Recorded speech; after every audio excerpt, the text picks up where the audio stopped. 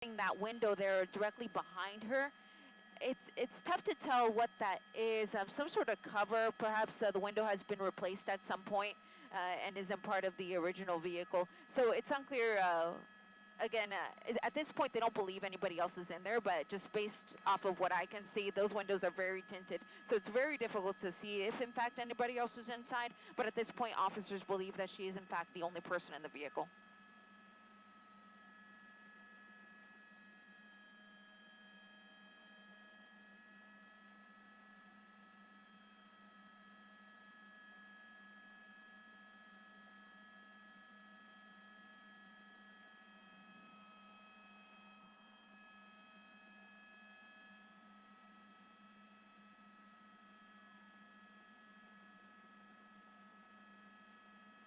So it's been going on now for about 15 minutes. So really hasn't been going on for too long. They followed her for about another 10 minutes prior to that. And a following is always what precedes a pursuit. And that's basically just when they're getting the airship overhead, they're getting the units behind her in anticipation that she's not going to stop. Oftentimes, of course, they get all those units and the helicopter overhead, and the person does yield. And everyone can go about their merry way. But in this case, they got all the units behind her, they got the helicopter overhead, and sure enough, she took off. So all of those units and the helicopter were already at the ready to handle the pursuit. Okay.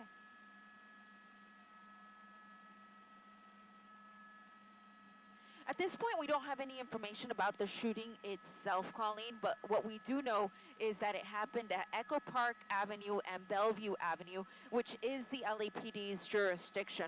So it's possible that they may have seen the vehicle fleeing the scene, or they got other information to lead them to this woman.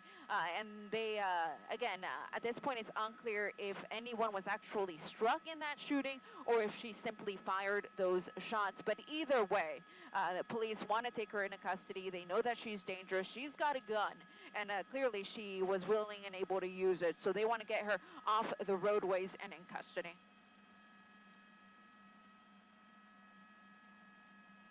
Yeah, usually they don't. And the reason they don't do that is because should the driver, who is armed, end up possibly nose to nose, bumper to bumper with one of the officers, they wouldn't want to put any of those officers in any sort of jeopardy. So for that reason, they won't try a pit maneuver. They have already said they're not going to go into tracking mode, which means they're going to keep the units on her. What they could do is spike strips. But even then, that's kind of dangerous to put spike strips in front of a vehicle where you know the person is armed. But that is one thing they could possibly try to do, is put some spike strips up ahead and then just hope that she runs them over.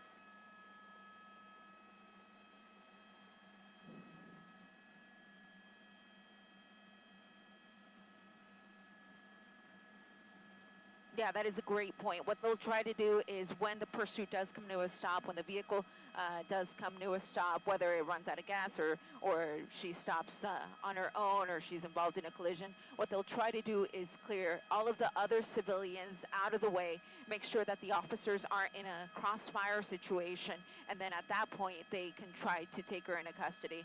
Once it gets to that point in the pursuit, time is really on the side of the officers. They can really take control, make sure that they have all of the assets that they need staging nearby. They can even have the fire department staged nearby just in case something goes south. But for now, their main objective is just to keep their eyes on her, try to convince her again to pull over. But again, the biggest danger in all of this is that she has a gun and she has already used it.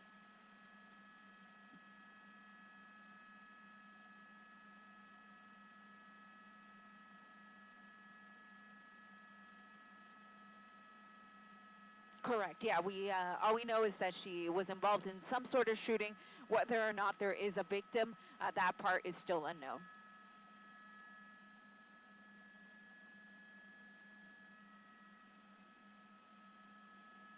Yeah, exactly. Arleta, Sun Valley, Pacoima, right where the 170 and the 5 come together. And if you're on that 170, your only option is to transition onto the northbound 5 because this is where the freeway comes to an end. But you could also exit at Sheldon right before getting onto the 5 freeway. So she's still got a couple options coming up, but she's still going to encounter a lot of traffic as she approaches the merge there with the 5 freeway.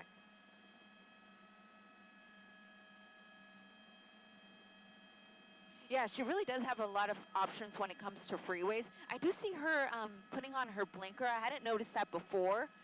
So perhaps she is signaling that she wants to exit, but again, she needs to wait till the next exit comes up.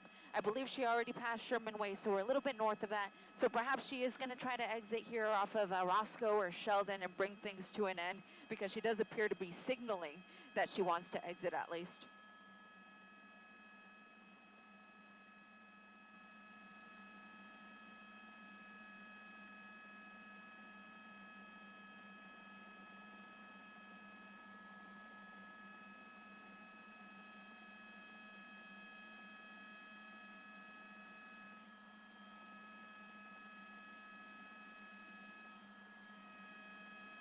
And either the vehicle was easily identifiable, that they were able to find her so quickly, or they knew who she was and where she might be located.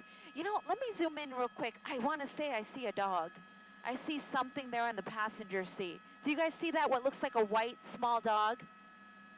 Yeah, it looks like they knew that there wasn't any other humans in the vehicle with her, but we hadn't heard anything about a possible animal. But from what I can tell, that does look like a small dog that is in the passenger seat with her.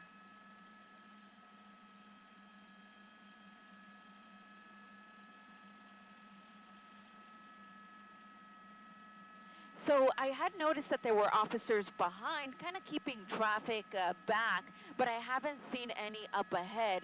Now again, we're on the freeway, so CHP is going to be the best equipped to handle something like that. She does appear to be moving over to the right, so as we thought, she is in fact going to exit on Roscoe Boulevard, and that was almost her last chance to exit. The one after that would have been Sheldon, so she exited almost at the very last minute here before getting onto that northbound 5.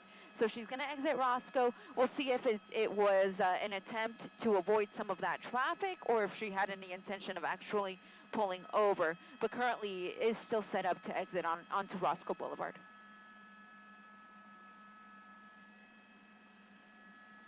Correct, yeah. So she really hasn't been able to go that quickly, obviously, because of the traffic. So we're still roughly in the same general area near the 170 and the 5 freeways, setting up to go westbound on Roscoe Boulevard, which is always a very busy area. Yeah.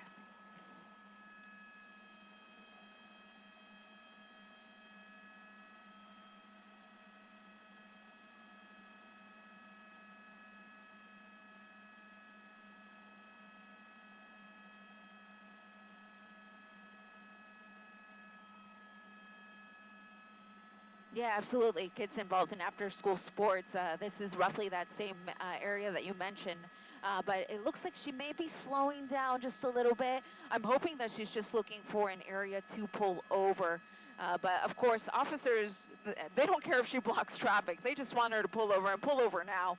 But at this point, she's continuing westbound on Roscoe Boulevard, coming away from the 170 freeway, headed towards Sun Valley.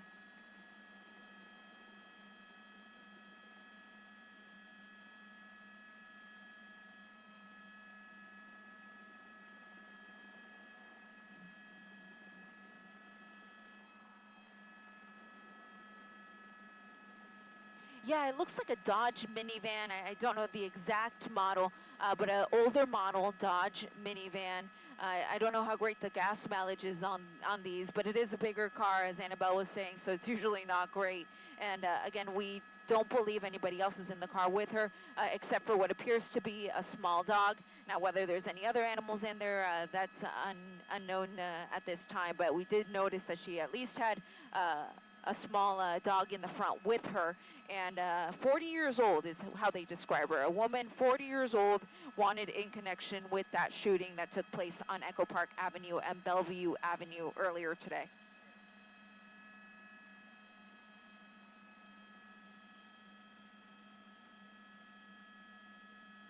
Yeah, so yeah, it's going to look kind of industrial, kind of rural, but what it is, It's just where the 5 and the 170 come together. We have a lot of these empty plots, and so that's pretty much where we're at. So unfortunately, they can't try a pit maneuver because she's armed, but normally I would have said, oh, this is a great street to do it on because it's pretty wide open. But in this case, because they know that she has a weapon, out of an abundance of caution and for the safety of the officers, they're not going to attempt to pit. But they could try to set up some spike strips. If they know that she's going to be on this street here for a little bit, officers can run up ahead, throw some spike strips, and then hopefully she runs them over.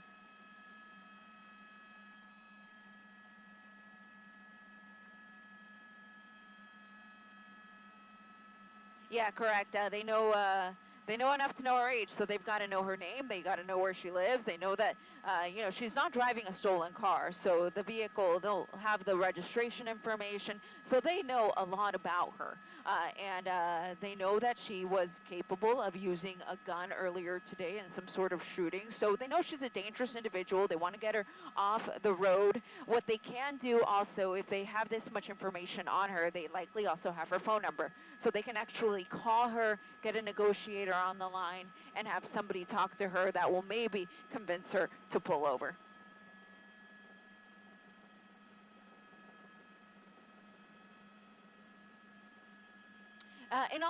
In all likelihood, somebody did call LAPD, of course, even somebody who may have just heard the shots fired earlier today. But of course, how they were able to track the shooting to her, that's what's unclear to us at this time. But I believe she may be done. So she may be pulling over here. And I'm going to keep it slightly loose on the shot because, again, we do believe that she's armed and we don't know what could happen going forward. So we're going to keep a slightly wider shot here. You'll see all the officers come into frame. These are all LAPD officers from the Rampart Division. So she's going to take off again. Look at that. Now they're scrambling to get back in their cars because they thought that this was over. We thought this was over, but she wasn't done yet. So what she did is now she's reversing course, hanging a U-turn here. Sheldon and, oh, don't do that. Oh, yeah. Whenever they come at the officers like that, that becomes so dangerous. It could become an assault with a deadly weapon if any of those officers or even their vehicles are struck. So that was a close one, but now reversing course here on Sheldon.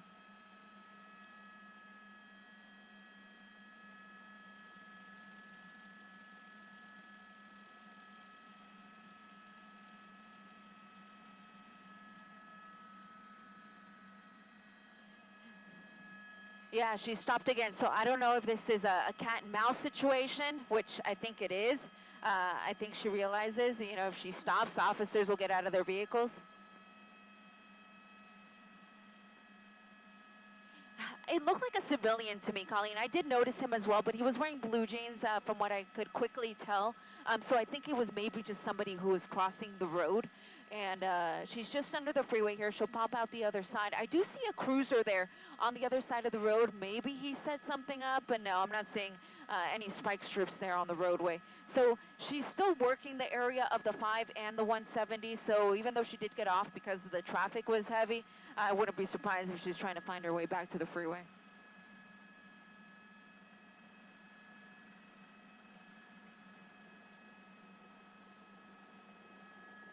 Yeah, so this isn't a residential area. We have all these like rock quarries here in this area. There's a lot here in both in the Arleta and Pacoima area, so that's kind of what we're seeing here. But as we continue northbound here, we will get into more residential areas, and that's like residential areas of Sun Valley, Arleta, Pacoima. This whole general area is mostly residential in this part of town. So I don't know if she has a connection to this part of the city and that's why we're here, or if this is simply where she ended up because she was on that northbound 101, which became the northbound 170, and then she got stuck in traffic and didn't want to wait. But she's, again, going to slow down, and if she does what she did the last 2 times, she's going to wait until the officers get out of their cruisers and take off again.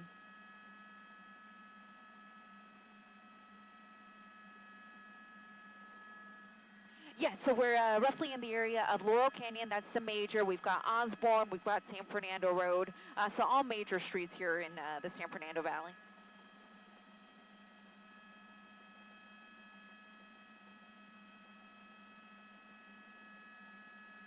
Yeah, definitely playing a game of cat and mouse here. So what the thought process is behind her doing that is unknown to all of us, of course. Of course, it does buy her a little bit of time when they have to jump back in their cars, but there's no way this is going to buy her enough time whatsoever to try to get away in any feasible way. But a little bit more traffic coming up here as she approaches Arleta Avenue at Ottoman Street. Now we're entering Arleta.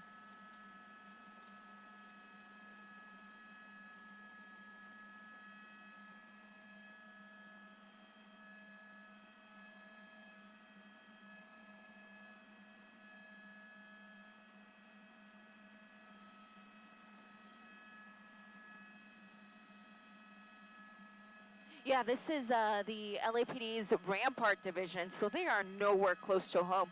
Rampart is very close to downtown Los Angeles, and right now we're currently in the LAPD's Foothill division and North Hollywood. We're kind of creeping into both of those, so we're very well outside of their general area. So what these Rampart officers could do is they could actually request the assistance of the nearby LAPD officers. So again, that would be North Hollywood, it'd be Foothill division, it'd be Mission division, and of course, if she were to jump back on the freeway, then at that point, CHP could take over the pursuit if the LAPD would like the assistance.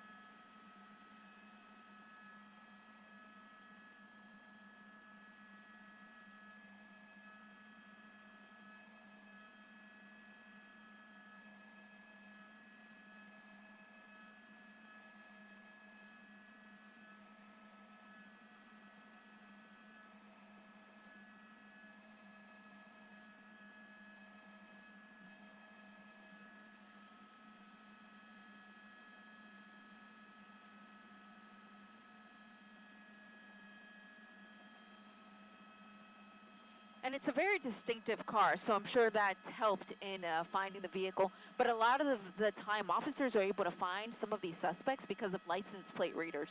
So they have license plate readers in their cruisers, or even traffic lights will run license plates, and then they're able to find some of the individuals that are involved in some of these acts. But let me push in here real quick. I was trying to actually read her license plate earlier. I was trying to figure out if it was a California plate because it kind of doesn't look like that to me. It's really difficult to tell what state that could possibly be. But again, older model car, a Dodge van of some sort, gold or light brown in color, with what we believe is one female driver, 40 years old, and a small dog in the passenger seat.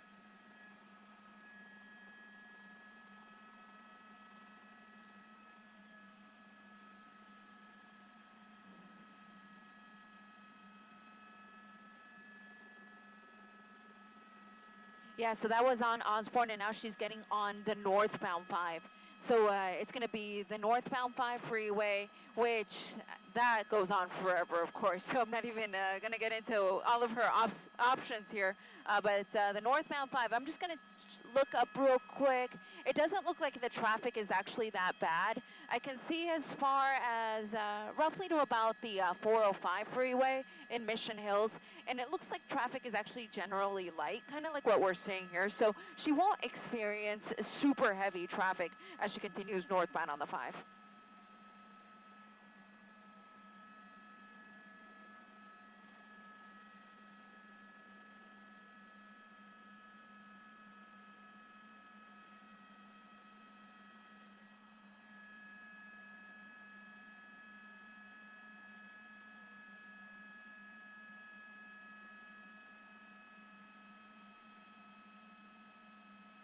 Yeah, so at this point, the LAPD can call the CHP, and of course, CHP has already been advised about the pursuit, but they can request that CHP take over.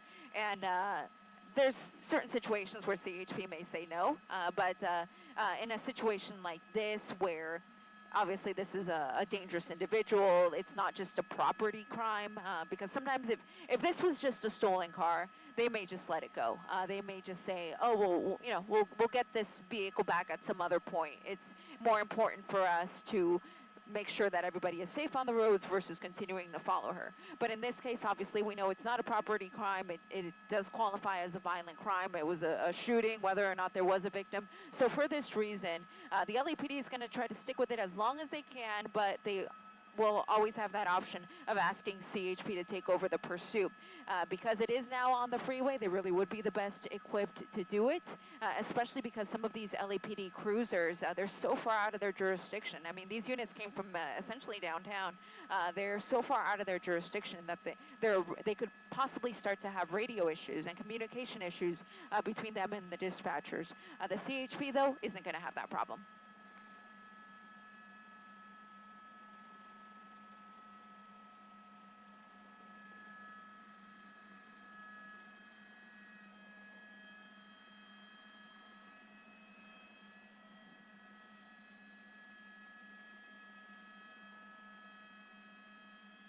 Yeah, let me zoom in so we can get the most accurate speed. And yeah, we've got her going at about freeway speeds, but she really hasn't been going that incredibly fast. And she also hasn't been driving that recklessly. But the crime that she's wanted for is pretty serious. This woman is described as being about 40 years old, was apparently involved in some sort of shooting that took place earlier today off of Echo Park Avenue and Bellevue Avenue.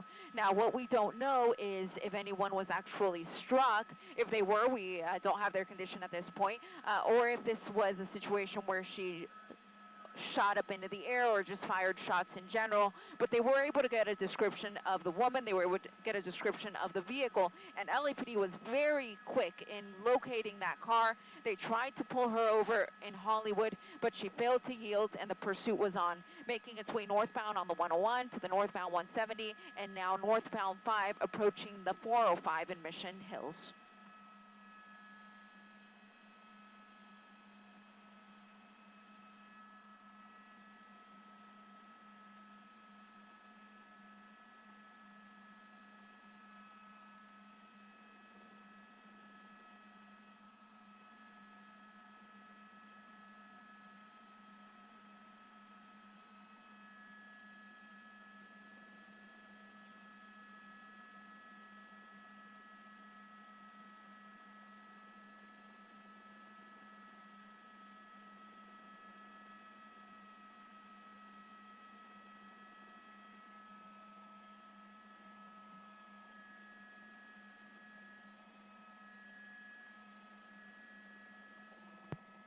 Copy. I'll set up.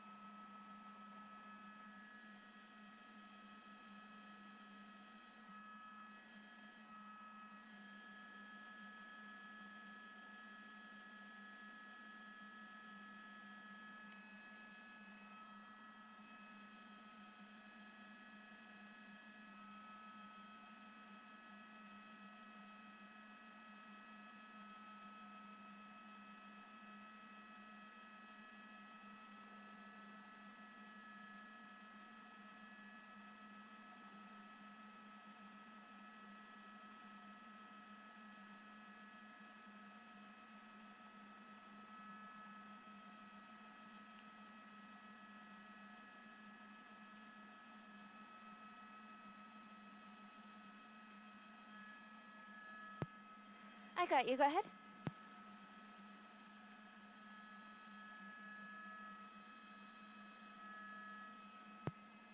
Okay, I'm ready. Telemundo, I'm ready. Okay.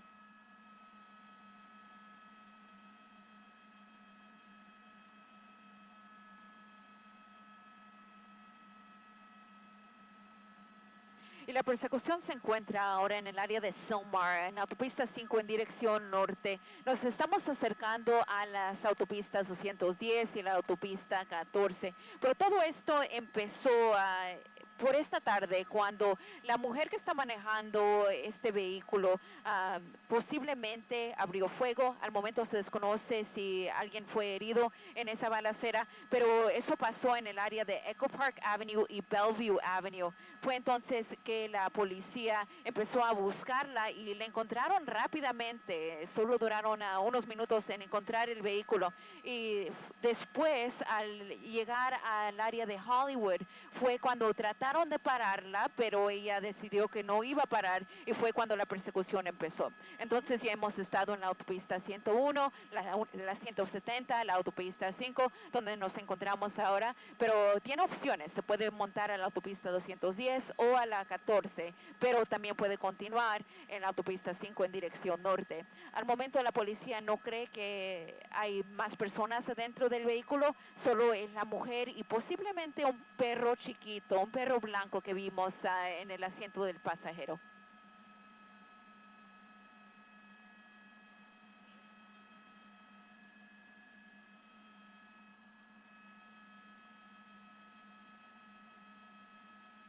Creo que el vehículo creo que el vehículo ya estaba dañado. Es un vehículo más viejo. El momento, sé que es un Dodge, pero no tenemos más información sobre el carro que eso. Pero la conductora ha estado manejando bien, considerando las condiciones.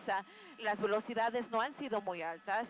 No le hemos visto ni atentar a ninguna maniobra muy loca, pero lo que sí estamos viendo es que obviamente no quiere parar y se acaba de montar a la autopista 210. Ahora vamos a ir hacia el este. Pero seguimos en la ciudad de Silmar. Al momento la policía de Los Ángeles es todavía la que la está siguiendo y veo lo que aparenta ser 5 patrullas de la policía de Los Ángeles de la división Rampart que la está siguiendo desde la tierra y el helicóptero de la policía también está sobre la persecución.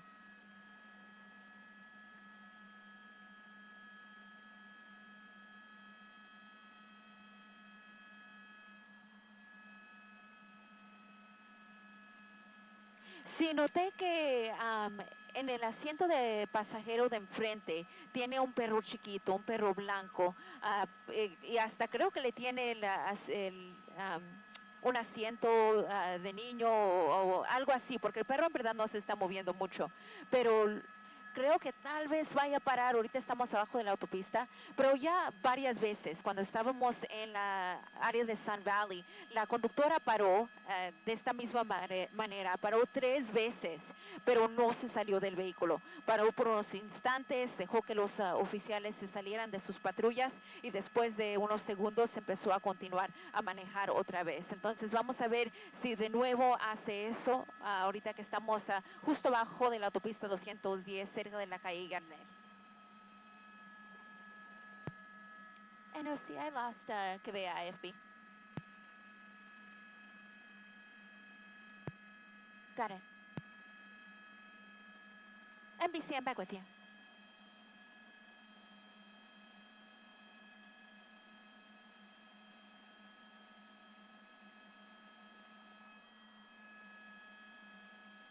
Yeah, I'm back with you.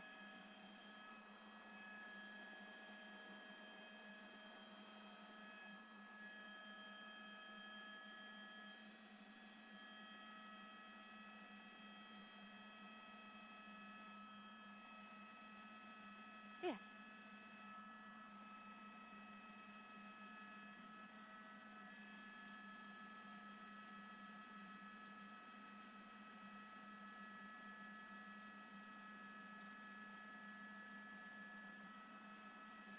I'm back with you.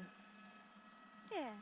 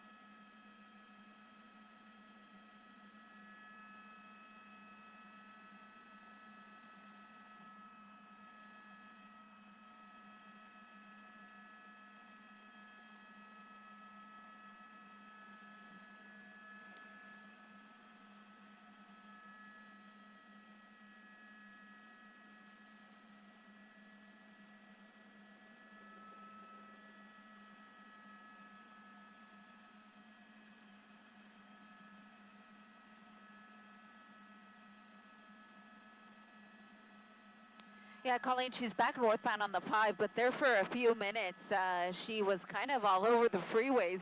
She got onto the eastbound 210, exited at Yarnell, and then got right back on the freeway going westbound 210 and now back on the northbound 5. So she's right at the split here with the 14. So she does have a couple of options. We've seen her get in the truck lanes as well, so that adds even more options for her. But I'm going to widen out real quick because she does appear to be slowing down a bit, and I think it is because there's a little bit of traffic up ahead of her. So we're right at the Newhall Pass, again, right where the 5 and the 14 meet. So she's still got options. I just don't know how much gas she still has in that vehicle, because I'm thinking at this point that may actually be what brings things to an end, considering that they can't do a pit maneuver because they believe that she's armed. They haven't set out any spike strips ahead of her, and at this point, her driving really hasn't been that erratic where she could possibly cause a vehicle collision.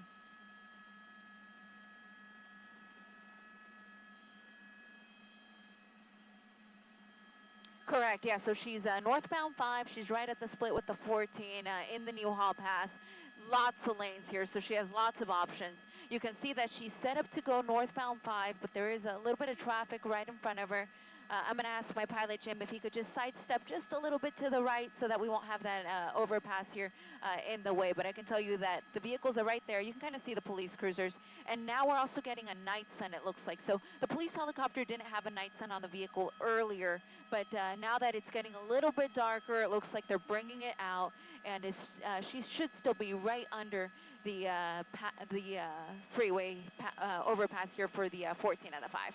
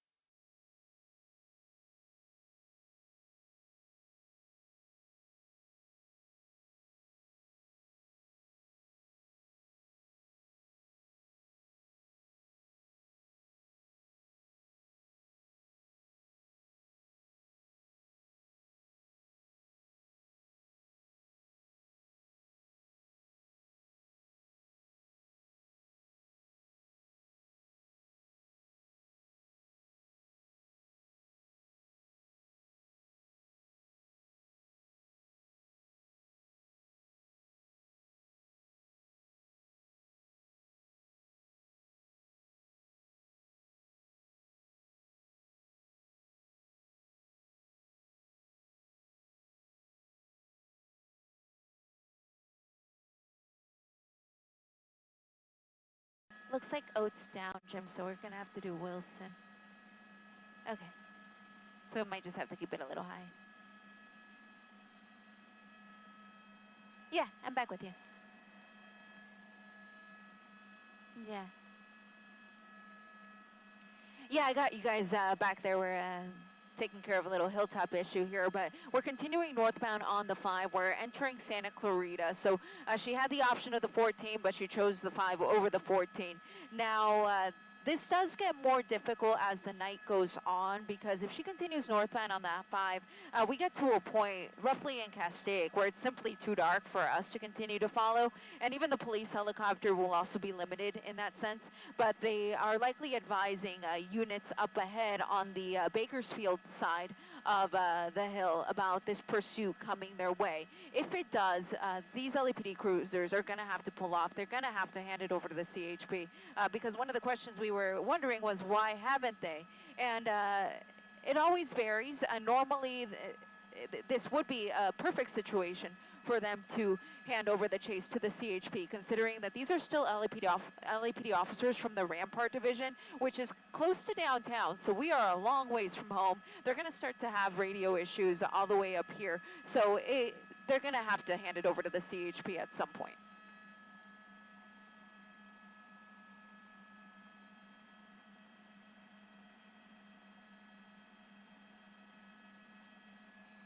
Climb up more if you can, Jim.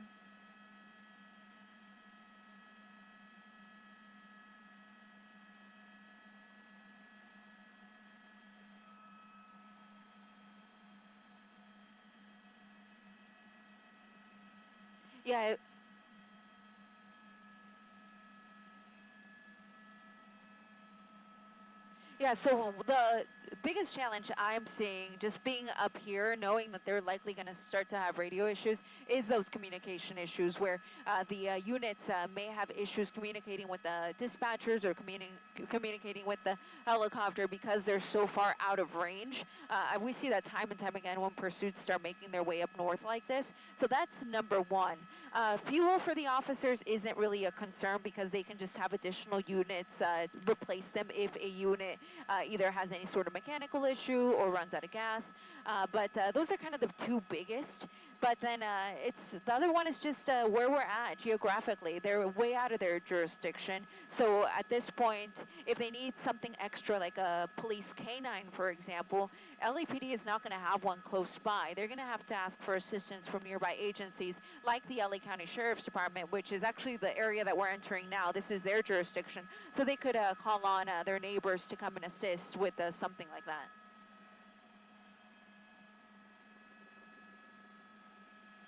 We're still a few miles to the south of Magic Mountain. We're kind of closer to the Stevenson Ranch area. I'm seeing that big shopping center coming up ahead. For those of you who live in the area, you know which one I'm talking about. So we're still closer to Stevenson Ranch, still a few miles out from Magic Mountain. But just looking up ahead, I'm just going to look with my eyes here and keep the camera on the pursuit. I'm not seeing too much traffic heading up north, but you know you get a lot of those trucks making their way northbound on the 5 and through Castaic, and that's where things always really slow down because you have those slow-moving vehicles.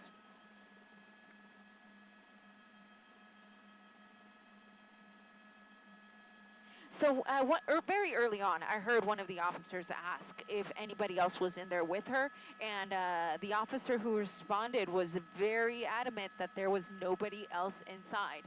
They failed to mention that she had a dog. Perhaps they didn't know that part, but we definitely did notice that she has a small dog that is in the front passenger seat with her.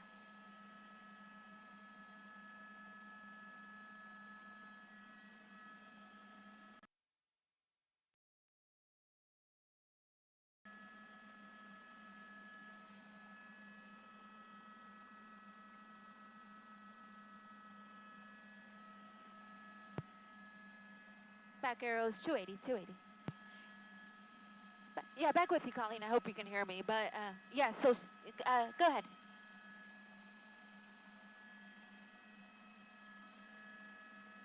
Yeah, so I'm trying to look up ahead to see if that's the case, but I'm not seeing any currently. What you're referring to is what the officers call a code 100, which is basically where they let some of the officers go up ahead and kind of hold back traffic by holding back some of those on-ramps. But at this point, I'm actually not seeing any up ahead. This is the furthest we've gone north during this pursuit. And again, LAPD is way out of their area here. We're in sheriff's territory. CHP would really be the best. Oh, thank you, Jim. It'd really be best for CHP to take over this one, but I couldn't see it. But just under the trees here, my pilot, Jim, actually spotted there are a few cruisers up ahead. So let me go ahead and move the shot over there so you can see what he was seeing.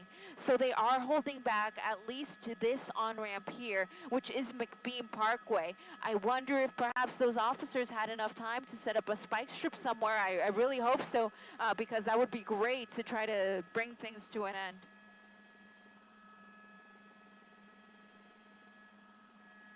Yeah, so these are still LAPD officers. But going back to something that I was saying before was that we're going to start to have communication issues, and sure enough, at this point, the units that are on the ground can no longer talk to dispatch, so they're unable to relay their location and let them know where they're at. But the helicopter, I believe, still can communicate, so at least they've got that. But the units that are behind this woman can no longer talk to dispatchers. So it's got to be a matter of minutes here before they hand it over to CHP, because again, they can't really continue to work this without being able to communicate with each other. Yeah, so that was the LAPD, and here's CHP moving in right now. So I spoke too soon, but here they are. So that cruiser that you see up ahead, that's furthest to the right, that is a CHP cruiser that's going to be taking the lead of this pursuit, continuing northbound on the 5, coming up to Valencia Boulevard.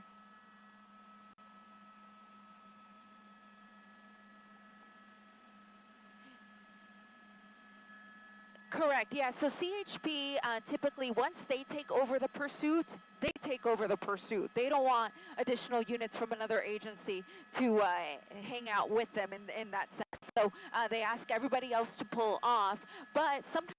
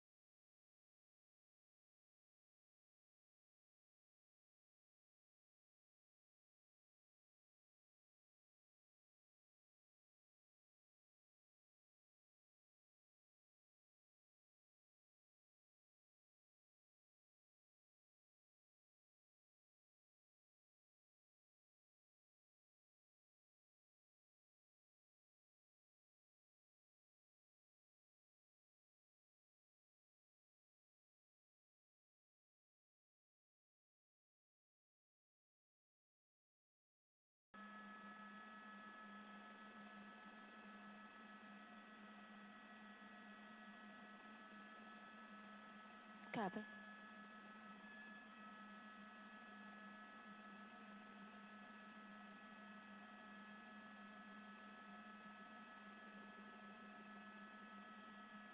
So we're still in the Santa Clarita area, northbound on the 5. Newhall Ranch Road is the nearest exit. You had asked me about Six Flags earlier. We're just coming up to it right now. Maybe I can widen out the shot real quick and show you where that is in relation to all of this. So there's Six Flags there at the top of the frame, and pushing back in on the pursuit. It'll give you the big picture. You've got the police helicopter overhead with its night sun, and you've got a lot of police units, because now it's a mix of those CHP and LAPD units. But again, as I was saying before, the LAPD units will back off. They may leave just one, because the original agency that was in pursuit has to be the one to take the arrestee back to their station. So they may let one LAPD unit hang out to effect the arrest when that does happen, and all of the other units will be reported.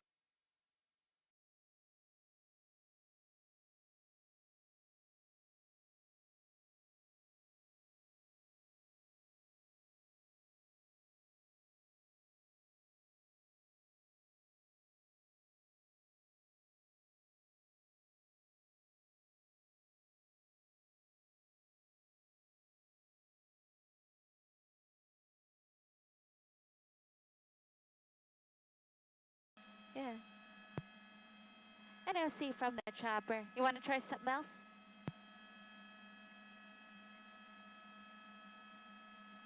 Okay.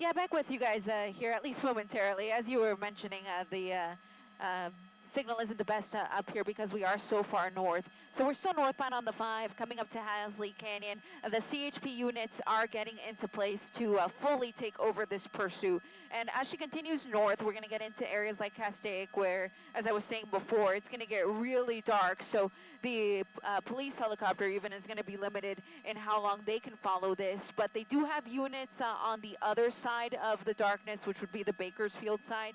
So they have other CHP units over on that side that can take over the pursuit when the chase, if and when the chase gets over to that side.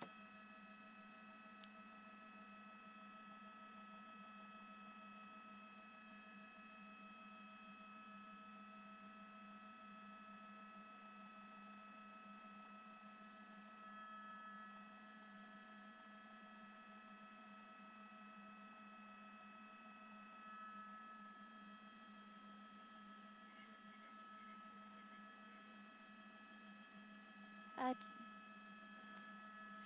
Yeah, so they have the units on the other side that are ready. But as you said, Colleen, they're just getting ready just in case she does continue going in that direction. So they may have information that leads them to believe that her objective is to go north. So again, one of the things I had brought up before is we didn't know where the vehicle was registered to.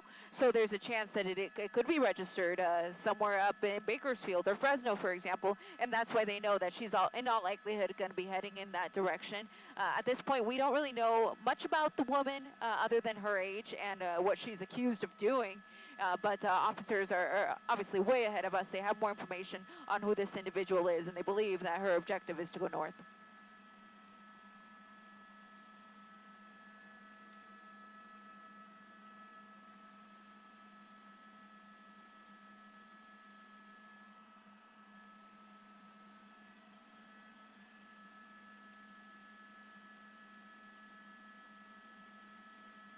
No, not at all. Really great driving, all things considered, if I can say that. She has been freeway speeds at most the whole time. When she was stuck in traffic, she stuck it out. She wasn't trying to zigzag her way through the freeway, trying to drive in the emergency lane or center divider. She stuck to her lane, driving normally. We never saw her run any red lights or anything of that nature. So all things considered, she's been driving well, but that doesn't give us any information about what she's thinking, though. We know that she's got a dog on board, but other than that, officers believe that she's alone. But again, they believe that she was involved in a shooting earlier today. And again, they're going to try to get in communication with her, try to get her to peacefully surrender and simply pull over. But they believe that she's armed, so they also don't want to make her nervous in the sense where she could possibly try to use that weapon against somebody else or even herself.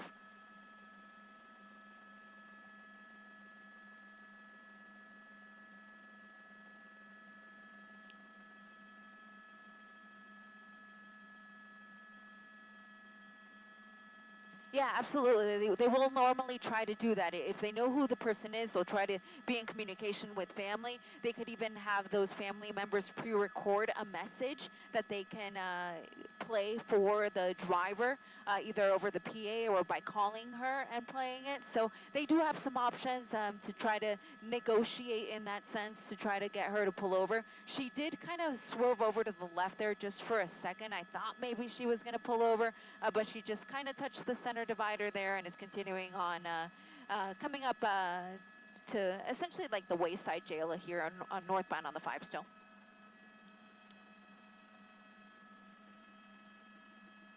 Yeah, so she's still, yeah, so from what I can tell, she's still on the freeway. Yeah, so she's still on the freeway, but this is where the freeway splits, which is why we're not seeing the other side of the freeway right now. But she's still on the freeway coming up to Lake Hughes. Again, as we continue north,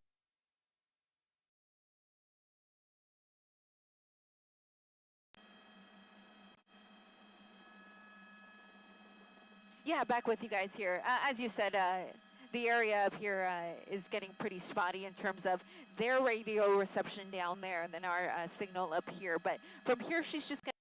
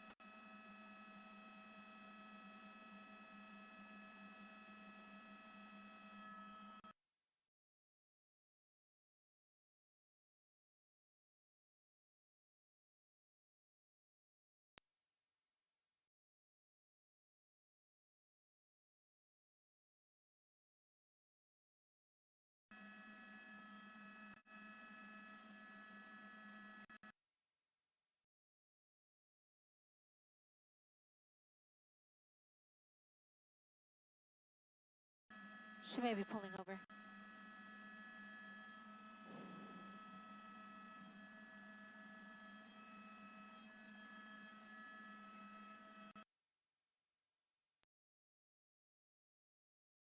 She is pulling over now, again, so we'll see if this is it.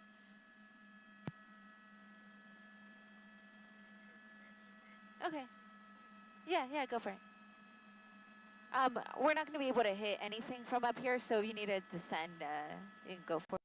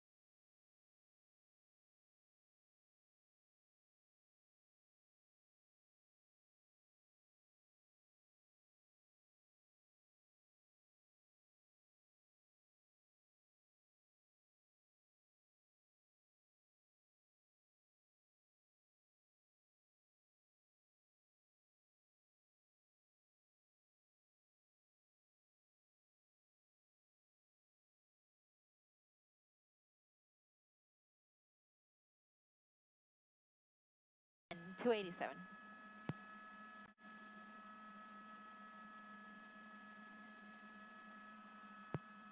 Yes, and 3 minus.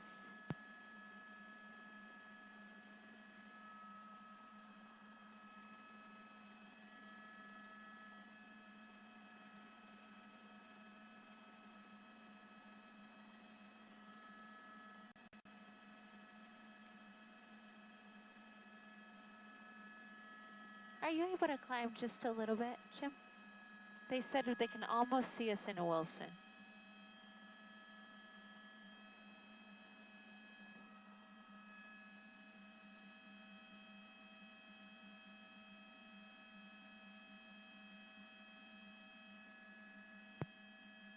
Tim, we're climbing right now. Back arrow still 287.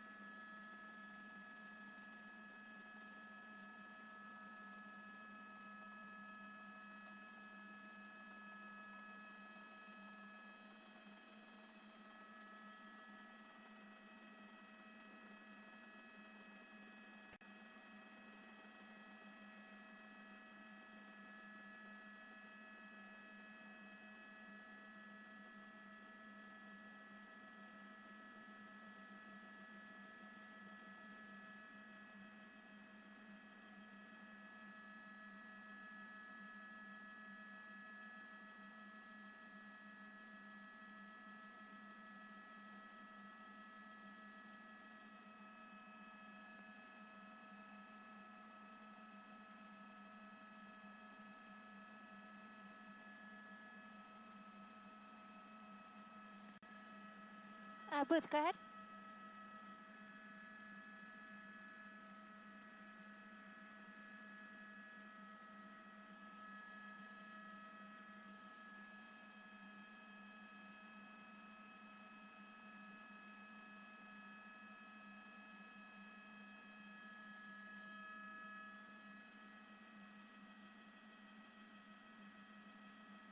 Yeah, she stopped, but not because she wanted to. She actually ran over one of the spike strips that officers had set up, so that is what disabled the vehicle. She pulled over to the right shoulder there. Door open for just a second, so she's still refusing to come out for the most part, but she's still kind of playing that cat and mouse game with but she's been stopped now for several minutes and still not coming out.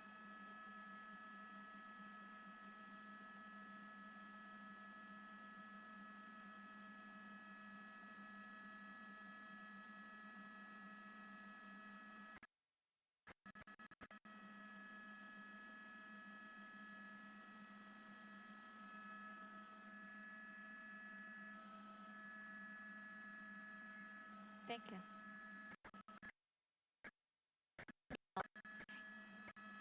Yeah, it's the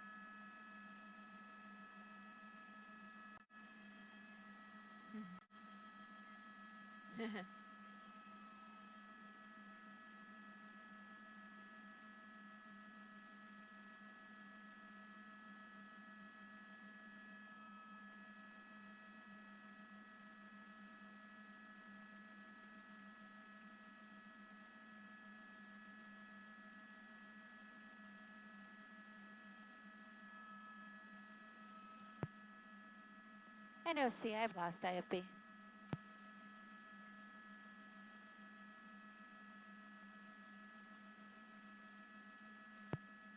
Got it, thank you.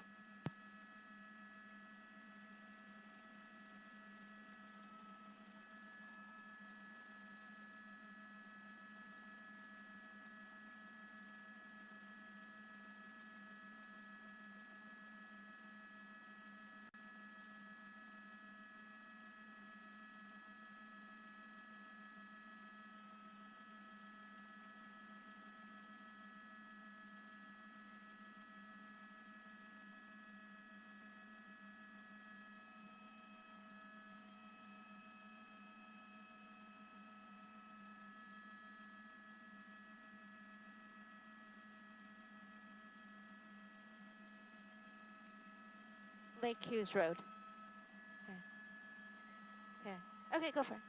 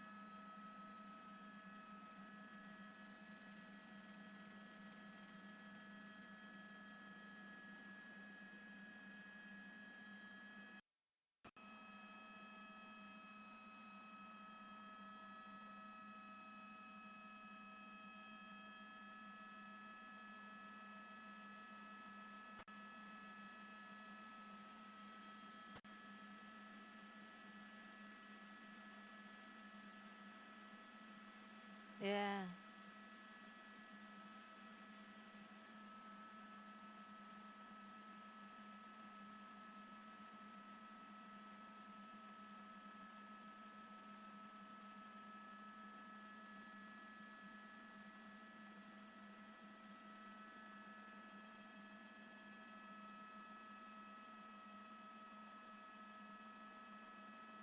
There we go.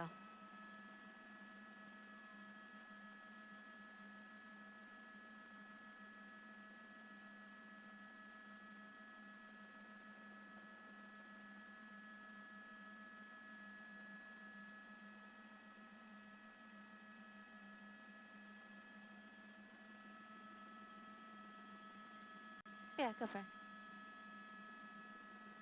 Cool, they got her. Thank you. Assignment desk from the chopper. They just took her into custody. Do you want us to clear out? Okay.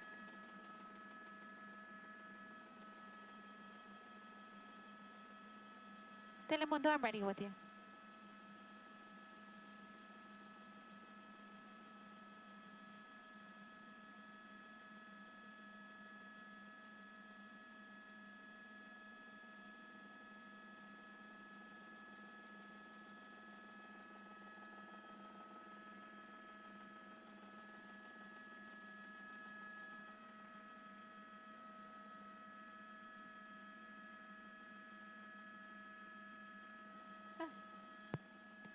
Alrighty, desk. Sounds like Telemundo's done with us, too. You want us to go home?